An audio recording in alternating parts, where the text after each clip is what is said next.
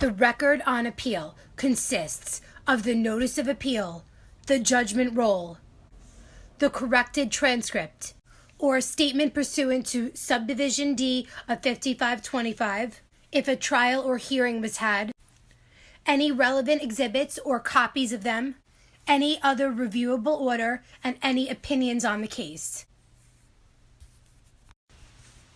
The record on appeal consists of 1. The notice of appeal.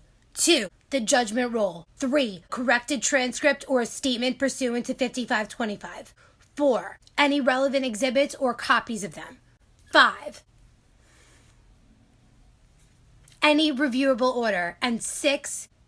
Any opinions on the case. The record on appeal from an interlocutory order consists of notice of appeal, the papers and other exhibits upon which the judgment is based, any opinions, the transcript, if any, the papers and other exhibits upon which the judgment or order is based, on which the order or judgment was founded. So there's 5 for an interlocutory appeal because you don't have the judgment roll. But basically otherwise it's the same.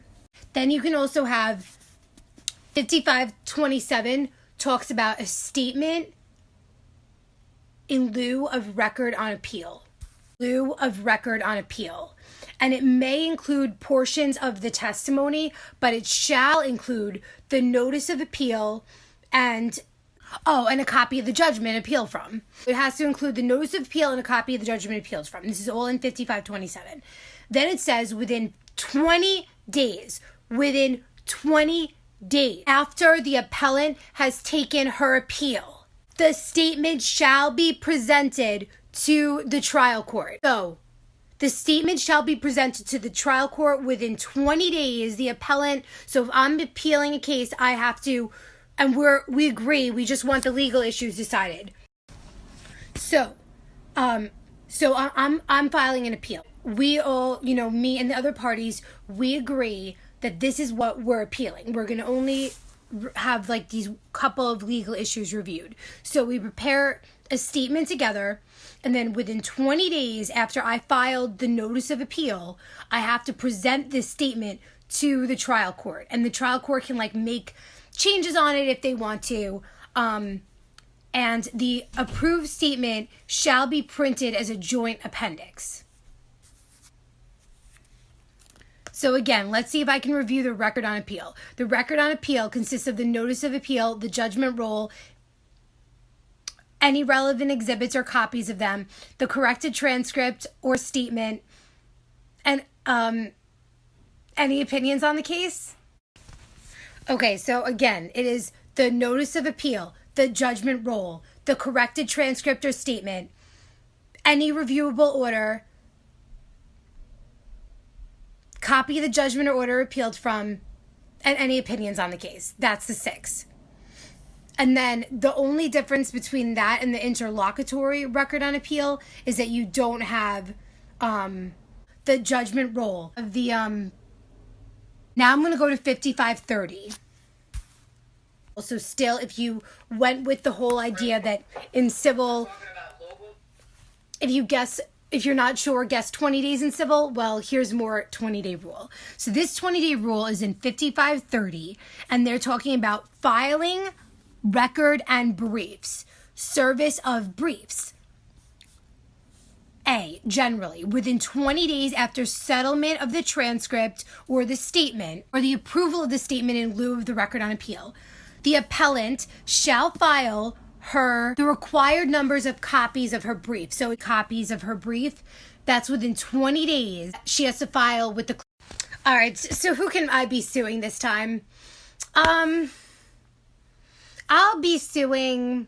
I'm going to sue Leah Sophia and their bullshit ass lifetime guarantee my ass with a bunch of shitty ass base metals anyway.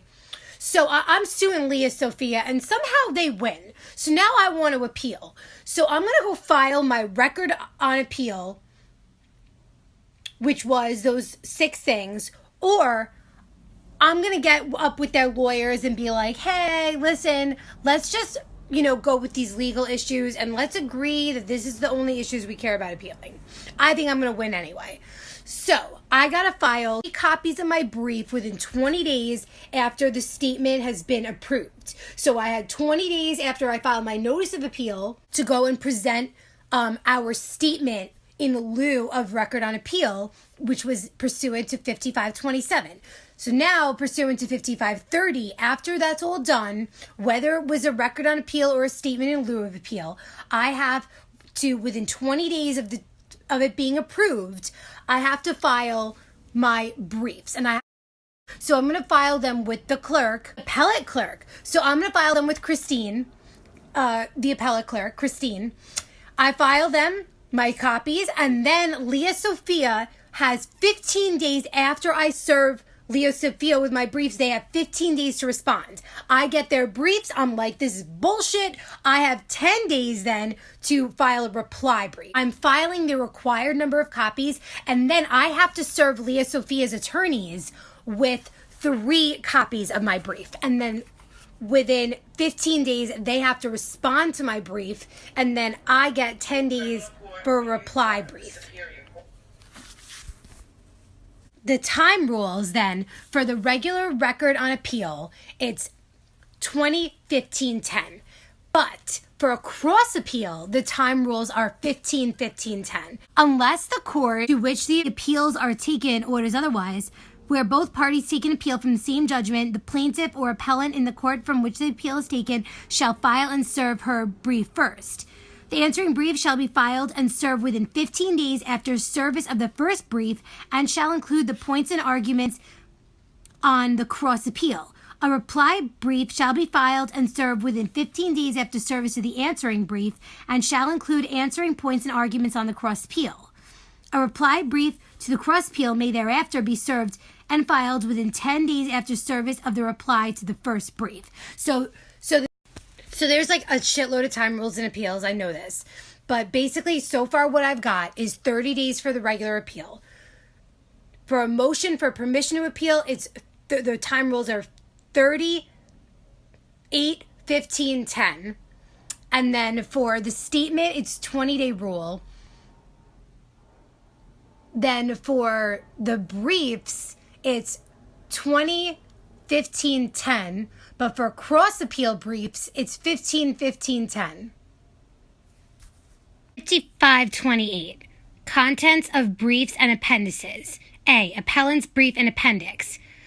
The brief of the appellant shall contain in the following orders. This is what I got to put in mind.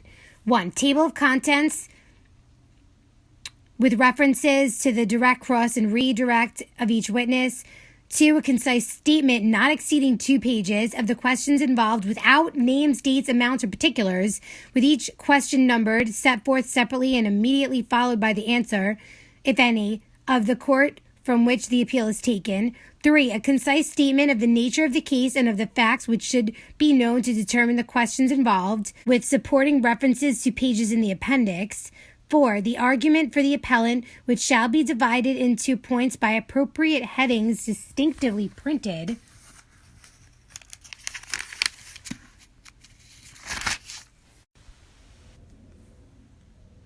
5. An appendix which may be separate,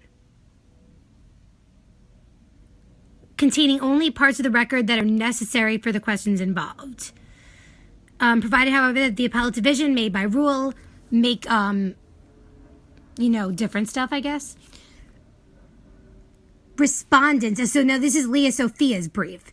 They have to conform to the requirements of sub A, except that a counter statement of the questions involved or a counter statement of the nature and facts shall be included only if the respondent disagrees with the statement of the appellant and appendix, shall contain only such additional parts of the record as are necessary to consider the questions involved. Any reply brief shall conform to sub A without repetition. Joint appendix may be used separately bound. It shall be filed with appellant's brief. There can be sanctions. Then they got the rules about the papers and a little blurb here with the citations. New York decisions shall be cited from the official reports, if any. All other decisions shall be cited from the official reports, if any, and also from the National Reporter System if they are there reported. Decisions not reported officially or in the National Reporter System shall be cited from the most available source. F, questions and answers. The answer to a question in the appendix shall not begin a new paragraph. Description of action. So I got to file, together with my record on appeal in both criminal and civil actions, a statement containing the information in the following order. 1, index number. 2, full names of the original parties and any change. 3, court and county, action commenced. 4, date action was commenced, date each pleading was served. 5, description of the object and nature. 6, a statement as to whether the appeal is from a judgment or order or both. Dates of entry on each judgment or order appealed from, and the name of the judge or justice who directed the entry of the judgment. 7, a statement as to the method of appeal being used.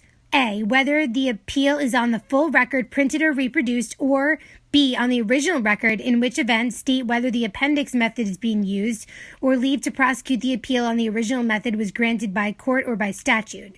The statement shall be prefixed to the papers constituting the record on appeal. A copy of this statement shall be filed with the clerk at the time the record on appeal is filed. So that is the 20 days.